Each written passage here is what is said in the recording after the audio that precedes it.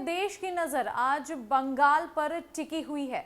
बता दें कि बंगाल में आज उपचुनाव है। सुबह 7 बजे से इसकी वोटिंग की प्रक्रिया भी शुरू हो चुकी है और इस बार का उपचुनाव बेहद खास है क्योंकि इस बार बंगाल के भवानीपुर विधानसभा सीट से खुद बंगाल की मुख्यमंत्री ममता बनर्जी चुनाव लड़ रही है।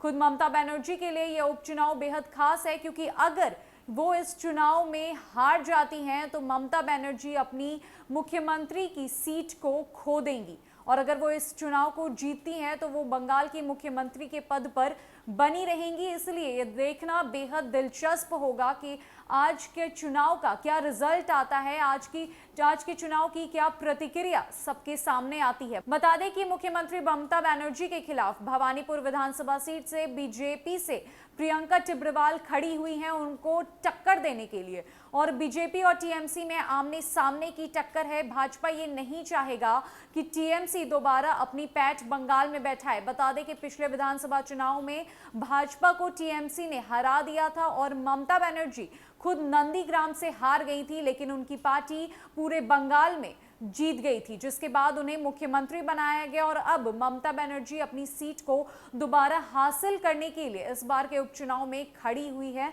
इस बार उनका विधानसभा सीट भवानीपुर से है, जहां उनके सामने भाजपा से प्रियंका टिब्रेवाल खड़ी हुई है। क्या है वहां का माहौल, क्या कुछ कहती है वहां की सियासत और क्या बताना चाहती है ममता बनर्जी पूरे देश और भाजपा को, आइए आपको बताते हैं। पश्चिम बंगाल में 3 विधानसभा सीटों भवानीपुर, शमशेरगंज और जंगीपुर में उपचुनाव हो रहे हैं, जहां आज सुबह 7 बजे से वोटिंग शुरू हो चुकी है। सबसे ज्यादा चर्चा में भवानीपुर सीट है क्योंकि यहां से खुद मुख्यमंत्री ममता बनर्जी चुनाव लड़ रही हैं। सीएम रहने के लिए उन्हें यह चुनाव जीतना बेहद जरूरी है। वहीं बीजेपी ने ममता के खिलाफ एडवोकेट प्रियंका टिब्रेवाल को मैदान में उतारा है। कैंपेन के आखिरी दिन बीजेपी के 80 से ज्यादा नेताओं ने भवानीपुर के एक वार्ड में पहुंचकर प्रचार प्रसार किया। केंद्रीय मंत्री हरदीप सिंह पुरी और स्मृति ईरानी ने भी प्रचार किया। वहीं टीएमसी ने भी पूरी ताकत प्रचार में झोंकी। ममता ने खुद एक के बाद एक ताबड़तोड़ रैलियां की क्योंकि वे ऐतिहासिक जीत दर्ज करना चाहती है।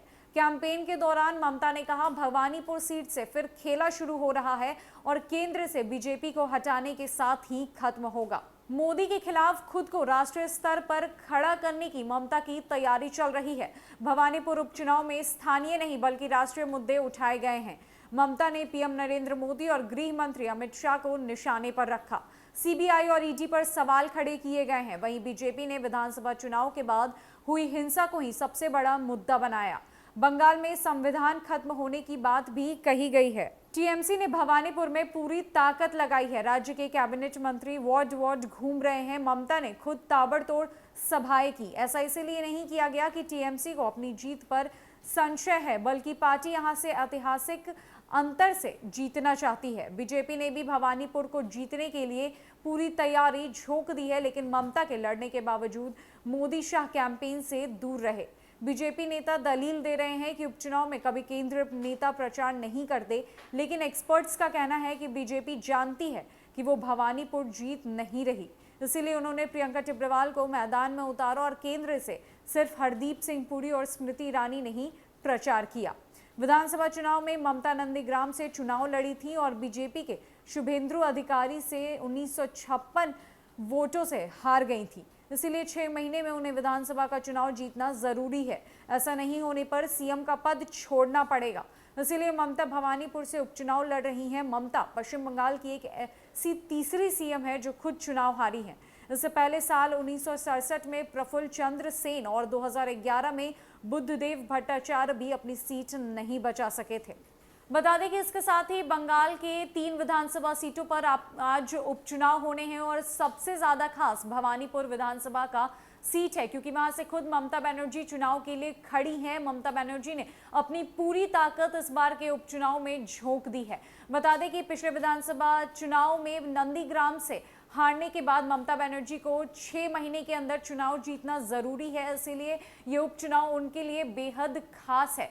और इसके साथ ही बीजेपी ने भी अपनी पूरी ताकत झोंक दी है। भवानीपुर विधानसभा सीट से ममता बनर्जी के खिलाफ प्रियंका टिब्रेवाल खड़ी हुई है और उनके प्रचार के लिए केंद्र से स्मृति ईरानी और हरदीप सिंह पुरी भी प्रचार प्रसार करने के लिए बंगाल में पहुंचे थे। इसके साथ ही ममता बनर्जी ने यह भी कहा है कि एक बार फिर से भवानीपुर से खेला शुरू हो गया है और अब केंद्र में भाजपा को हटाने के बाद ही यह खेला खत्म होगा। इसके साथ ही आज उपचुनाव हो रहे हैं और इसकी वोटिंग सुबह 7 बजे से शुरू हो गई है। इसके बाद रिजल्ट का इंतजार है, उसके बाद ही पता चलेगा कि ममता बनर्जी अपनी सीट खोती हैं या फिर मुख्यमंत्री के पद पर बनी रहती है।